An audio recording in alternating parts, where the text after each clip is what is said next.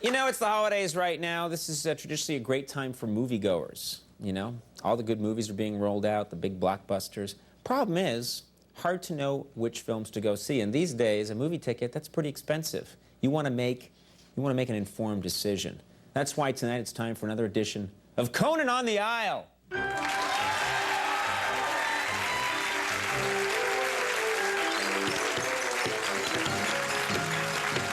love that song.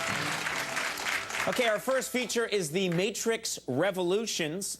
It's the final chapter in the big sci-fi series, and although there are a lot of fans of this genre, I sort of get the impression that by the third installment, even the filmmakers were tired of the premise.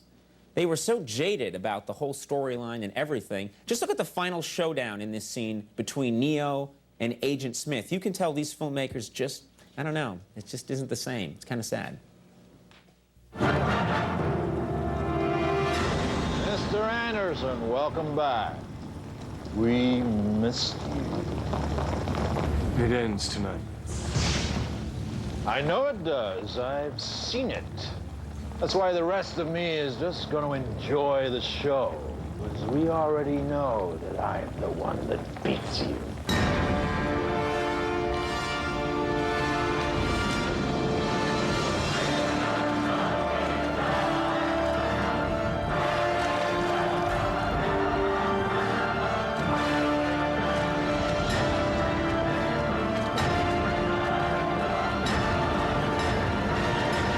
Who cares?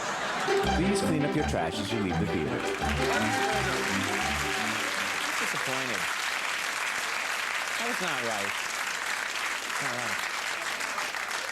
All right, our next feature is The Cat in the Hat. Now, I got to tell you, like a lot of you, I loved the book as a kid.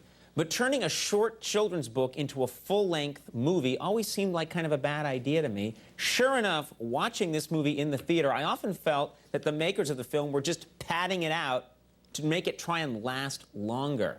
And it got really annoying, and I thought it hurt some scenes. Take a look at this typical moment from the film.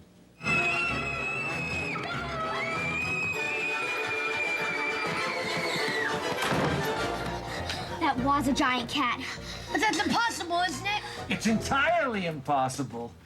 You know, I like this hiding place a lot better. They'll never find us here.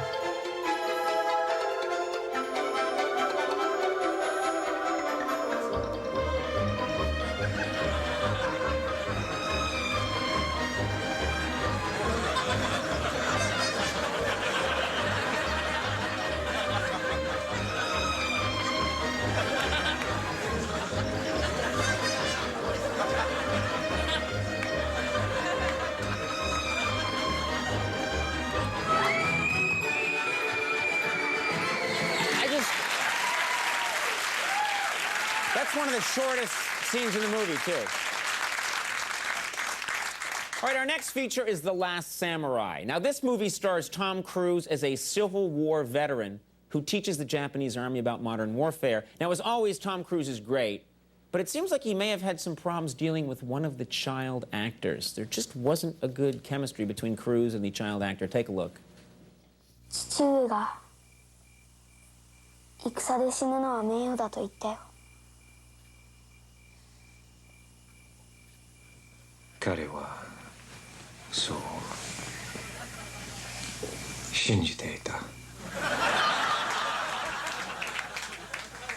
戦で死ぬのが怖いよ。父上が。自分も。でもたくさん戦をしてきたんだろう。いつも怖かった。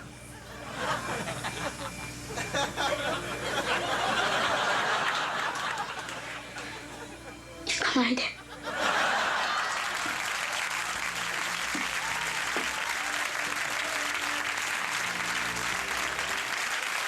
I didn't know. I forgot. I totally forgot Goose died. I was furious when I saw that. Our next feature is Gothica. This is a supernatural thriller starring Halle Berry as a prison psychiatrist who wakes up to find herself locked up in her own prison. Now, it's supposed to be a very, very scary movie, but unfortunately, it's ruined by some really lame product placement. You know, when they place a product in there to try and make some extra money. And in one scene, it just took me right out of the movie. It ruined it for me. Take a look.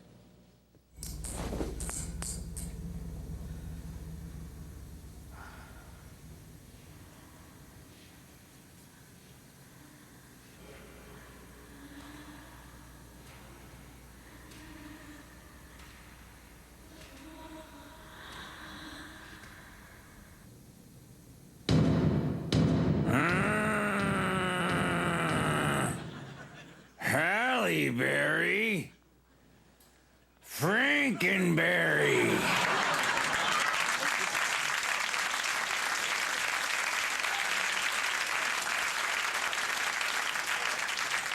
That is the stupidest thing I've ever seen in a movie. Shocking that they did that.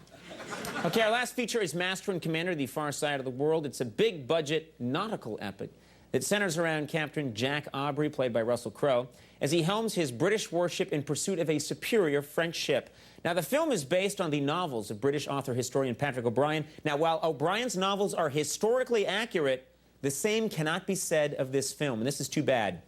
Take this scene, for example, where Crowe's ship comes under attack. If you watch closely, you'll see some pretty glaring historical inaccuracies. It was only for a moment. I thought I saw a shape. Well, you did the right thing, Mr. Holland. Go to your stations. The deck's yours, Tom. Sir.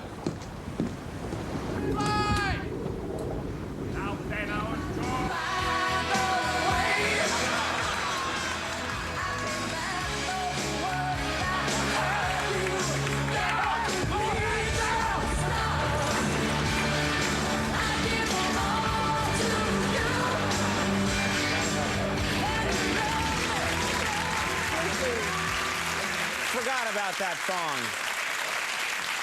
Took me right out of the movie. And then he battles Cher for the next 45 minutes. Incredible film. You gotta see it. All right, we'll take a little break when we come back. Zach Braff is here from Scrubs. Billy Connolly is here.